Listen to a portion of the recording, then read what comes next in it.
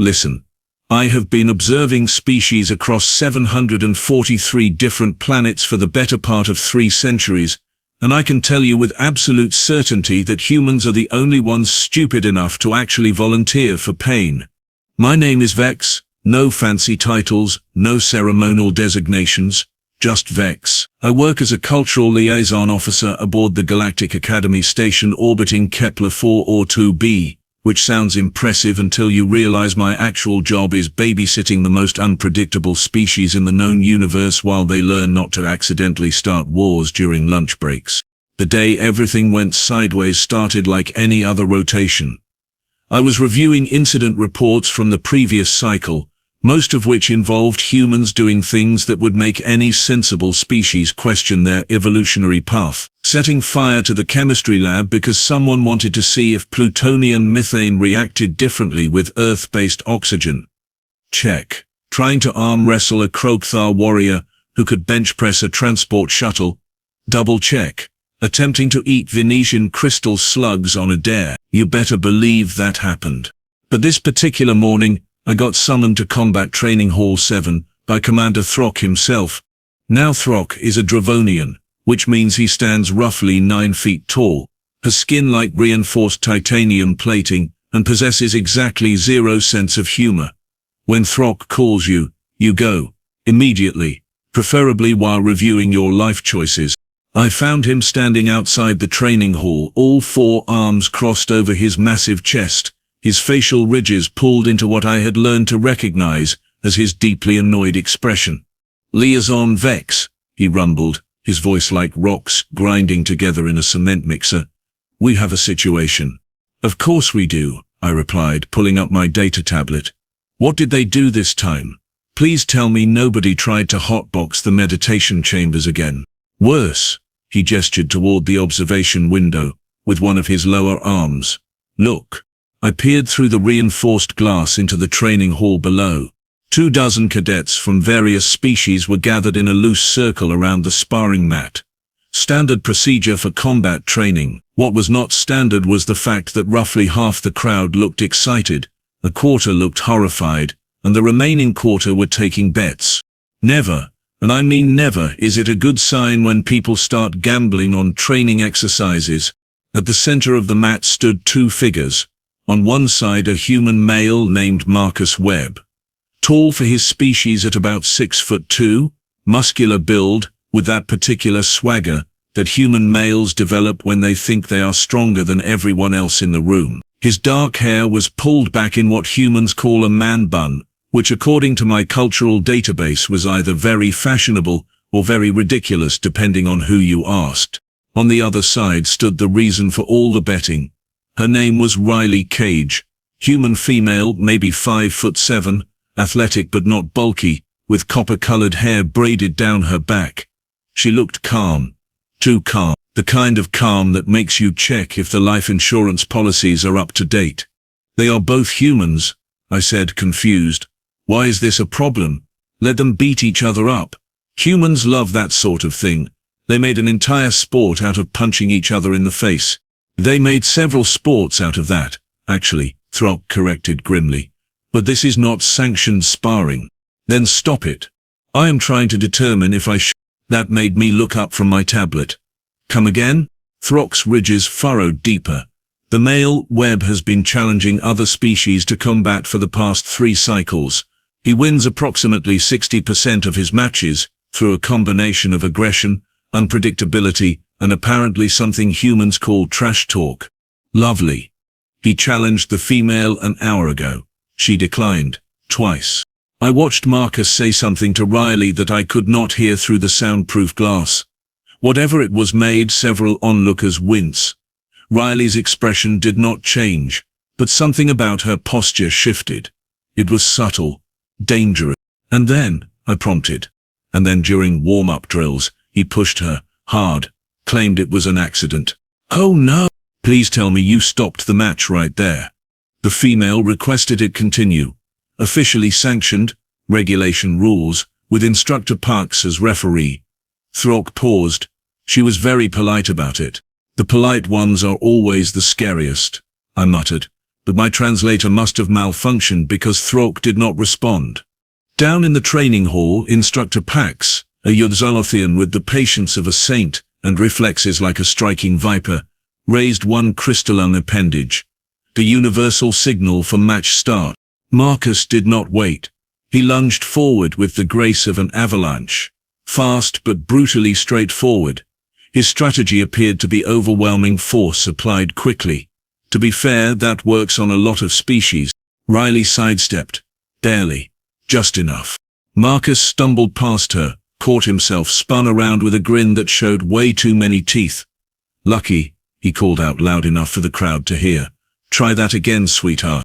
Oh, this moron had a death wish.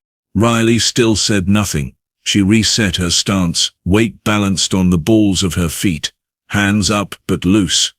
I noticed several of the more experienced fighters in the crowd leaning forward with sudden interest. Marcus charged again, this time mixing in a feint before launching a haymaker that would have knocked out a Krugthar. Riley ducked under it so smoothly it looked choreographed, stepped inside his guard, and drove her elbow into his solar plexus with surgical precision. The air left Marcus's lungs in an audible whoosh. First point, Cadet Cage, Instructor Pax announced in their melodious voice. To his credit, Marcus recovered faster than I expected. He backed off, reassessing, some of that cocky confidence evaporating. The crowd's murmuring grew louder, more bets were being played. I saw 3 Dravonians exchange credits with a group of Zentauri, who appeared far too pleased with themselves. Your species, Throk said slowly, is either brilliant or insane. Why not both? I replied, unable to look away from the match. Marcus came at Riley again, this time more cautiously. He jabbed, testing her defenses. She blocked or evaded each strike with minimal movement, the kind of efficiency that speaks to thousands of hours of training. This was not some scrapper who learned to fight in back alleys. This was someone who studied combat like it was sacred text. Then Marcus made his mistake. He threw a low kick aimed at sweeping her legs. Riley jumped it, and while she was airborne, Marcus lunged forward with both hands extended to shove her backward. Hard. The kind of push that sends someone sprawling. Except Riley was not there. She twisted mid-air like gravity was merely a suggestion, caught Marcus's extended arm, and used his own momentum against him. They both came down, but Riley landed on her feet while simultaneously throwing Marcus through a picture-perfect hip toss. No, wait. Not a hip toss. It was too fast for that. Too violent. This was something else. Something that made Marcus not just land on the mat but crash through it. The reinforced polymer designed to withstand Dravonian combat splitting with a sound like thunder cracking. The entire training hall went silent. Marcus lay there in the Riley-shaped crater, staring at the ceiling, clearly trying to figure out what year it was. Riley stood at the edge of the destroyed mat, breathing hard but steady, that same calm expression fixed on her face. Match to Cadet Cage, Instructor Pike said into the stunned silence. Medical team to Training Hall 7. Also maintenance. Definitely maintenance. Throk turned to me. His expression had shifted from annoyed to something that might have been respect if Dravonians did that sort of thing. Your species will be the death of me. Yeah, I agreed, watching the medics help Marcus sit up while Riley knelt beside him, checking if he was actually okay despite the fact that he had been a complete jackass. But we make things interesting. That was when the real chaos started. Because Marcus, despite being concussed, dazed and probably regretting every life choice that led to this moment, started laughing. Not angry laughter, not bitter laughter. Genuine, wheezing, I cannot believe that just happened laughter. Holy hell, he managed between gasps. That was amazing. Where did you learn that? And Riley, still calm, still composed, finally cracked the smallest smile. My grandmother, she said. Boys like you needed to be taught manners the old-fashioned way. The crowd erupted, cheering, groaning from those who lost bets, excited chatter in 17 different languages. I saw the Zentauri celebrating, several Krogthars nodding in approval, and a group of Venetian exchange students, vibrating with what I assumed was excitement, though it was always hard to tell with them. Throk sighed the sigh of someone whose paperwork just tripled.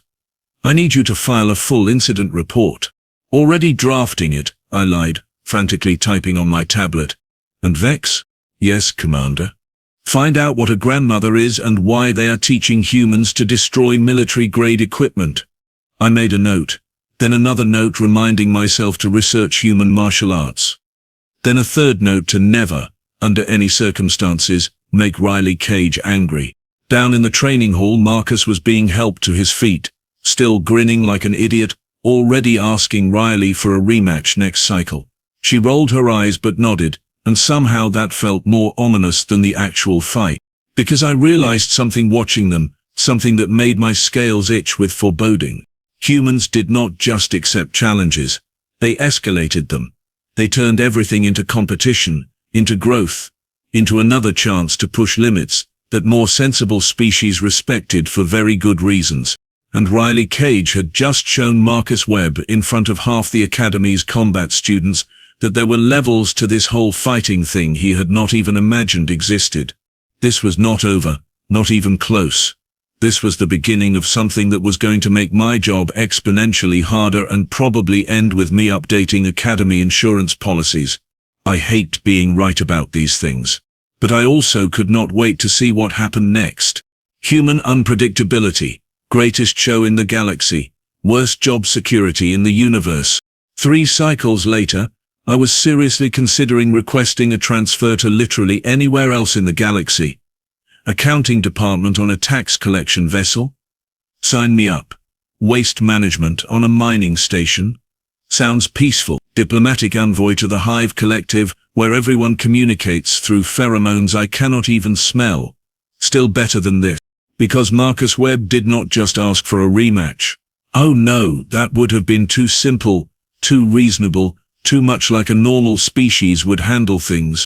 Instead, he started training, obsessively, maniacally, with the kind of dedication usually reserved for religious pilgrimages or revenge plots in those human movies they are always making us watch during cultural exchange night. I found this out when I got called to the gymnasium at dark 100 hours, which is military speak for way too early in the morning, to find Marcus hanging upside down from the climbing bars doing what appeared to be inverted crunches while watching combat footage on his datapad. Cadet Webb, I said, my voice still rough from sleep. It is 4 in the morning station time. Best time to train, he grunted between repetitions. Nobody else around. Can focus. On what, exactly? Defying the laws of physiology? He dropped down from the bars, landing in a crouch, sweat dripping from his face. His eyes had that slightly unhinged gleam that humans get when they fixate on something. I had seen that look before. It usually preceded either brilliance or disaster, sometimes both simultaneously. On getting better, he said simply. Riley showed me I have been fighting like a brawler. All power, no technique. That ends now. So you are training to beat her? No. He grabbed a towel, wiping his face. I am training to be worthy of fighting her again. There is a difference. And that, right there, is the thing about humans that makes them simultaneously the most frustrating and most fascinating species in the known galaxy. They do not just want to win, they want to earn it. They want the struggle, the growth, the journey. They want the story.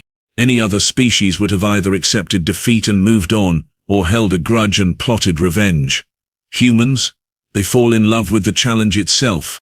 You realize she could have seriously injured you, I pointed out. Marcus grinned. But she did not. She controlled that throw perfectly. Put me down hard enough to make a point, but not hard enough to actually damage anything important.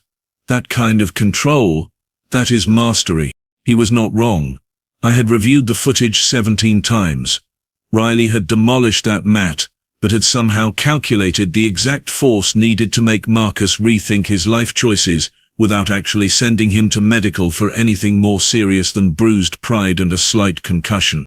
Instructor Pax wants to see you both this afternoon, I said, pulling up my schedule. Something about proper channels and formal challenge protocols. Already on my calendar. Marcus headed toward the showers, then paused. Hey Vex, You have been observing humans for a while, right? Unfortunately. What is the secret? How do we get so good at fighting? We are not the strongest species, not the fastest, do not have natural weapons or armor. But we keep winning matches. We should not. I considered the question carefully. It was a good one, actually. Humans regularly competed against species with significant biological advantages and somehow managed to hold their own, or even excel. You adapt, I said finally. Other species train to perfect their natural strengths. You train to overcome your natural weaknesses. You study opponents, learn patterns, develop counters, and you never ever give up even when logic says you should. Marcus nodded slowly, processing this. Sounds about right. See you at the meeting, Vex. I watched him disappear into the showers, wondering not for the first time how humans had survived long enough as a species to make it to the stars.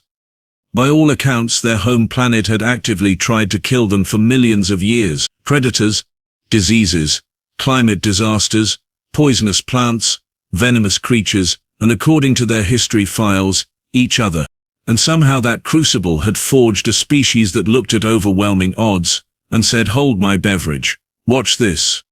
The afternoon meeting with Instructor Pax was held in one of the smaller conference rooms. Riley arrived first, looking composed as always, wearing standard academy fatigues and an expression that gave away absolutely nothing. Marcus showed up 2 minutes later, also in fatigues, but with visible bags under his eyes from his insane training schedule. Instructor Pax's crystalline form refracted the overhead lighting into rainbow patterns across the walls as they settled into their chair, or what passed for a chair when your species was made of sentient mineral formations. Cadets, Pax began, their voice like wind chimes in a gentle breeze. We need to discuss what happened in Training Hall 7. I apologize for destroying Academy property, Riley said immediately. I will pay for repairs from my stipend. Already processed and deducted, I interjected, checking my tablet. The mat was insured anyway. Happens more often than you would think. The mat is not the issue, Pax continued. The issue is that we now have a situation. Cadet Webb, you have formally requested a rematch. Yes, Instructor. And Cadet Cage, you have accepted. Yes, Instructor. Pax's facets shifted slightly, the equivalent of a raised eyebrow. Are you both aware that this match is generating significant interest among the student body? We have received requests from 17 different species groups to attend. The betting pools have reached numbers that would make the Gambling Commission nervous if they knew about them, which they do not, and let us keep it that way. I saw Riley's jaw tighten almost imperceptibly. Marcus looked surprised but also weirdly pleased. This was supposed to be a learning moment, Pax said, more gently now. Cadet Webb, you acted with aggression and disrespect. Cadet Cage, you responded with measured force to establish boundaries. Lesson delivered, lesson received. Why continue? Marcus leaned forward. Because I was wrong, Instructor? Not just about pushing Riley. About everything. I thought being strong and aggressive made me a good fighter. Riley showed me that real combat is about control, precision, and respect. I want to learn that from her if she is willing to teach me.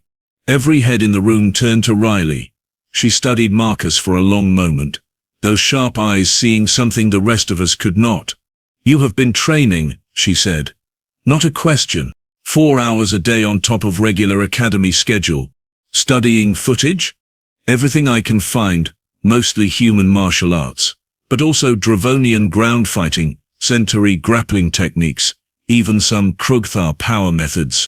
Riley's expression shifted, still calm but now with a hint of something that might have been approval. You are serious about this? Completely. She nodded once. Okay, but not a match. Training. You come to my sessions. You do what I say, you learn properly. No shortcuts. Marcus blinked. Clearly he had expected another fight, not an offer to actually train together. Really? Really? But you show up late once, quit once, or disrespect me or anyone else in the class once, and we are done. Understood? Understood. Thank you. Instructor Pax made a sound like crystals clicking together, their version of laughter. Well, That was unexpected. I suppose the formal rematch is cancelled then. Not cancelled, Riley corrected. Postponed. Give him 6 months to actually learn something. Then we can fight properly. 6 months. Marcus looked simultaneously excited and terrified. 6 months? If you survive my training regimen, the tiniest smile played at the corner of Riley's mouth. My grandmother always said if you were going to fight someone, make sure they are worthy of the effort. Right now you are not, but you could be. And there it was. The thing I had been trying to explain to Throk and the rest of the staff for cycles.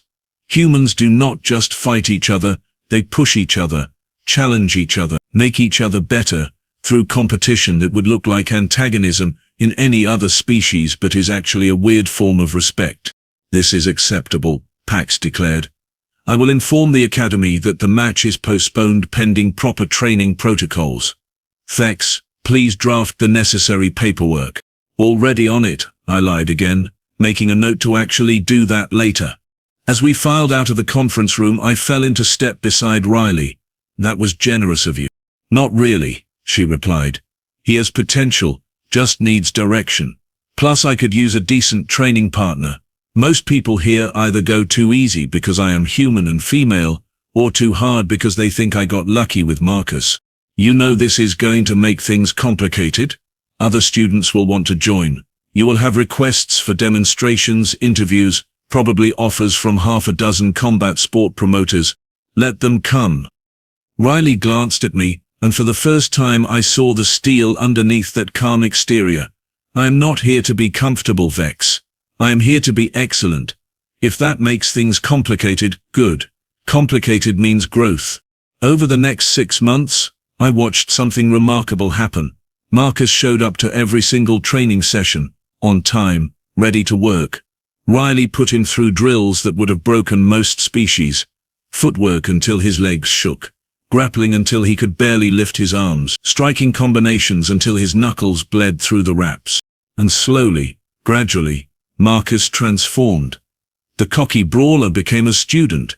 The aggressive fighter became a martial artist. The loud mouth became someone who let his technique speak for itself. Riley trained him, but she also trained others.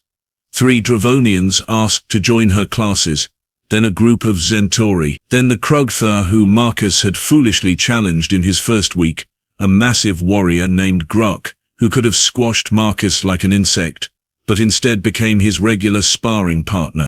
The training hall that Riley used became known as the Thunder Room. Named after the sound Marcus had made going through that mat, it became a place where species who normally never trained together learned to work alongside each other, sharing techniques, pushing limits, earning respect through sweat and effort. Throk stopped by one day to observe.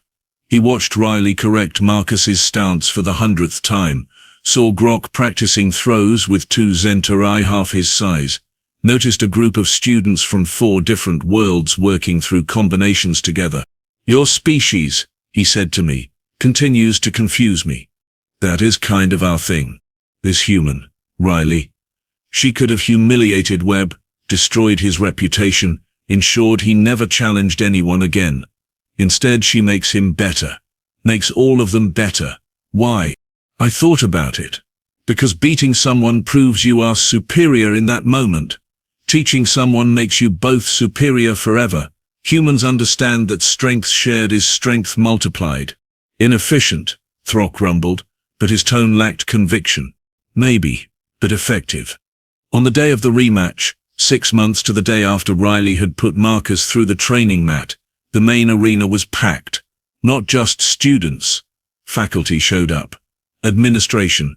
Even Ambassador Cleef, who normally avoided anything involving physical contact of any kind. The betting pools had reached astronomical levels. Several species had declared it a cultural holiday. Someone had made commemorative shirts. I did not ask. Marcus and Riley entered the arena from opposite sides. Marcus moved differently now. Smoother. More controlled. The swagger was gone, replaced by confidence earned through work. Riley looked the same as always. Calm, centered, ready. Instructor Pax stood at the center of the mat, a new mat, reinforced, triple layered, guaranteed indestructible according to the manufacturer, though I had learned never to trust such claims where humans were involved. This is a sanctioned match, Pax announced. Regulation rules. First to 3 points or submission. Are both fighters ready? Ready, Marcus said. Ready, Riley confirmed. Begin. This time, Marcus did not charge. He moved carefully, testing distance, respecting Riley's space. They circled each other, and I realized I was watching something different than last time. This was not a bully, fighting someone he had underestimated. This was two martial artists showing respect through combat. Riley struck first, a quick combination that Marcus blocked and evaded with techniques she had taught him. He countered with a leg kick she had shown him how to throw properly. They exchanged strikes, neither landing cleanly, both demonstrating skill that made the crowd murmur with appreciation. Then Marcus did something unexpected. He smiled. Not cocky, not arrogant, genuine joy.